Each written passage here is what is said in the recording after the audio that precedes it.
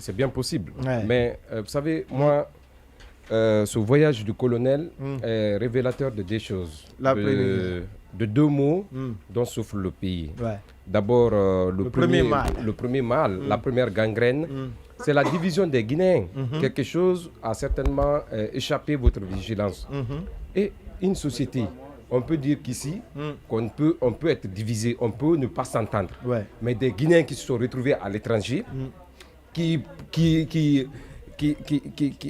travaillent prient, ensemble, le même Dieu, Ouais. qui sont soumis aux principes et aux règles de la même religion, l'islam. Ouais. Comment est-ce que ce même peuple qui se retrouve de l'autre côté puisse avoir des mosquées différentes? Moi, je n'ai jamais voyagé sur les États-Unis, mais ce voyage m'a permis de comprendre que ce pays-là, on ne sera jamais unis. Vous avez une mosquée pour le Fouta et une mosquée pour le Manding. Mais c'est une hallucination. C'est ce qui devrait nous choquer. Des gens qui sont en contact avec la civilisation universelle, ceux qui sont avec les peuples les plus civilisés.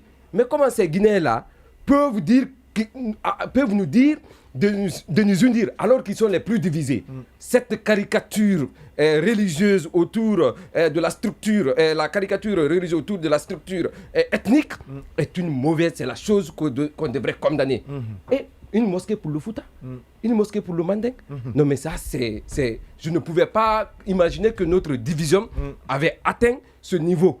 Mais je pense qu'il faut un travail de conscientisation parce que ce qui se passe là, je me dis que là-bas, là où on pense qu'on est en contact avec les civilisations, là où le monde où les yeux sont ouverts, vous vous comportez de cette façon, mais quel message eux ils peuvent nous renvoyer? Est-ce qu'ils peuvent nous appeler à nous unir? Maintenant, la deuxième gangrène qui affecte notre pays, c'est la corruption, c'est la manipulation.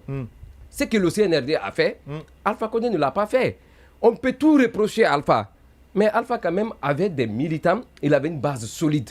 Alpha n'a jamais mobilisé à l'étranger en payant les gens. À coup de billets de banque. En tout cas, il n'y a jamais une information qui a fuité, comme quoi Alpha a recruté ou il a mobilisé à coup de billets de banque. Oui. Mais je pense que le colonel, ils sont en train de l'induire en erreur. La première erreur, qu'ils se rendent compte que tous ceux qui sont en train de l'encourager sur ce chemin périlleux sont en train de l'enfoncer davantage. Parce qu'il y a la rupture elle est totalement consommée.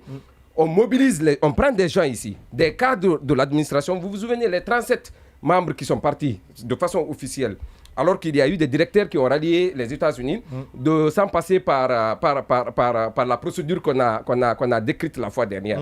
Vous vous imaginez, n'eût été la présence de ces gens-là, est-ce que le colonel allait être acclamé du côté des États-Unis?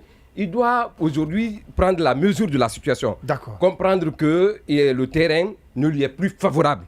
Parce que les gens qui sont, comme on le dit, les Ivoiriens le disent, les grillères d'arachide, ceux qui font légion dans la corruption, qui profitent des biens de l'État, comme la ministre l'a fait tout à l'heure dans sa vidéo, ne le diront jamais la vérité. Je pense que les deux mots, le comportement des Guinéens, il faut parler à ces gens-là. Parce que ça devrait nous choquer. Parce que cette division, il est déjà installé